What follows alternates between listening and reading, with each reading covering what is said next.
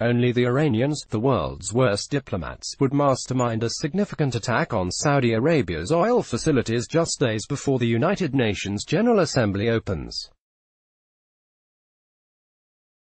Yet that's what all signs point to. Secretary of State Mike Pompeo tweeted after the Saturday attack that Iran has now launched an unprecedented attack on the energy supply. There is no evidence the attacks came from Yemen. Iran has the technology to mount such an attack. It has gotten help from Russia and China over the years. And we've seen Iran do things like this before. BEHNAMBENTALEBLU attack on Saudi oil facility shows Trump was right to pull out of Iran nuke deal. The attack Saturday on the Saudi oil facilities was the second recent strike against the Saudi Aramco oil company. On August 17, 20 drones hit the Shaiba liquid natural gas facility in Saudi Arabia, causing a small fire. More from Opinion on August 25. Israel launched a preemptive strike against an Iranian drone base in Syria. Back in 2017, American F-15 pilots shot down Iranian drones over Syria when the drones tried to bomb U.S. forces working with allies on the ground. Whatever Iran is up to, the Saudi Aramco strike was a significant escalation.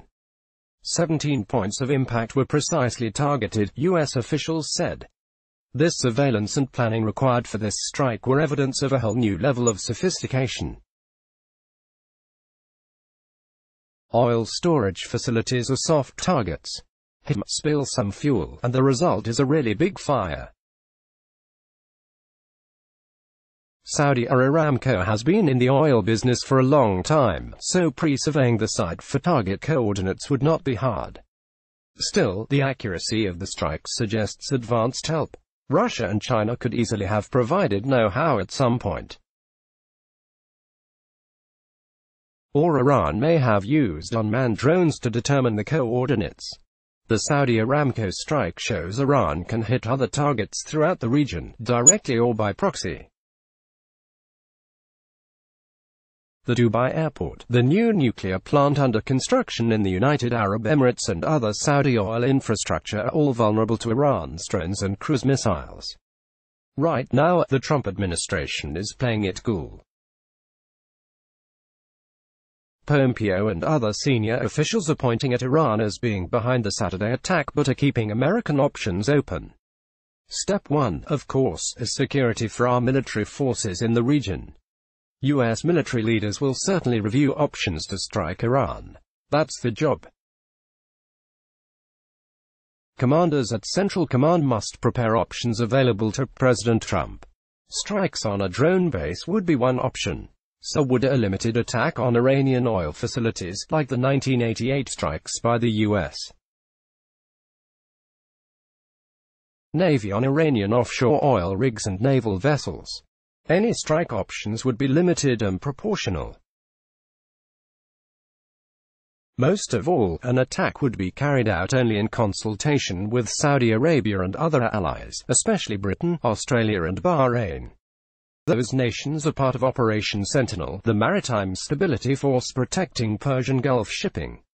Could the drones and missiles have come from Yemen? Maybe. Iran has been supporting the Houthi rebels in Yemen's civil war, while a Saudi-led coalition is assisting the government of Yemen. However, Pompeo's statement that the attacks did not come from Yemen must be taken seriously. In this case, the US, Saudi Arabia and other allies have plenty of eyes in the skies watching everything that moves over the Persian Gulf region. US military leaders will certainly review options to strike Iran. That's the job.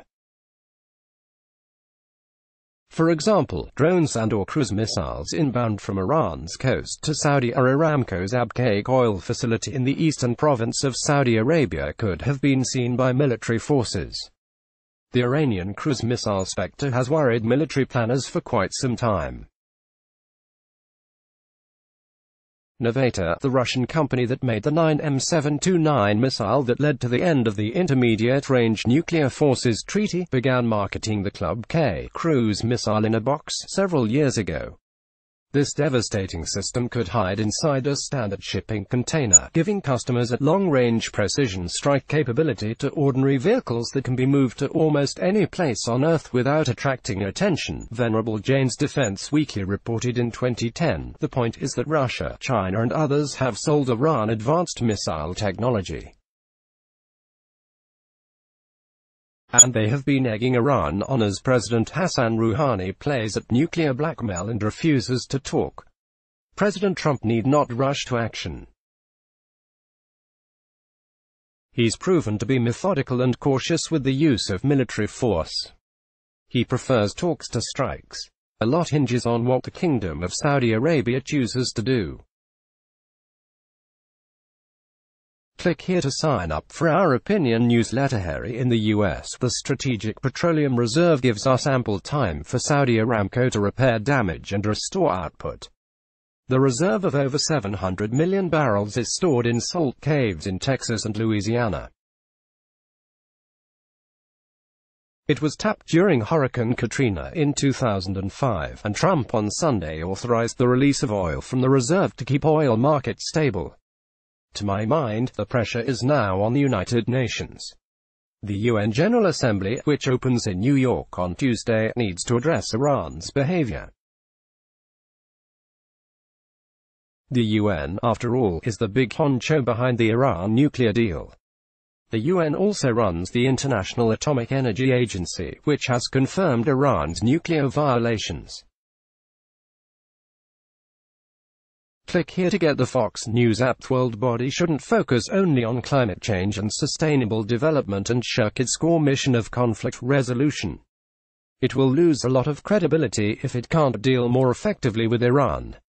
One thing is for certain, Iran must never acquire a nuclear weapon. Click here to read more by Rebecca Grant. Let's block ads. Why?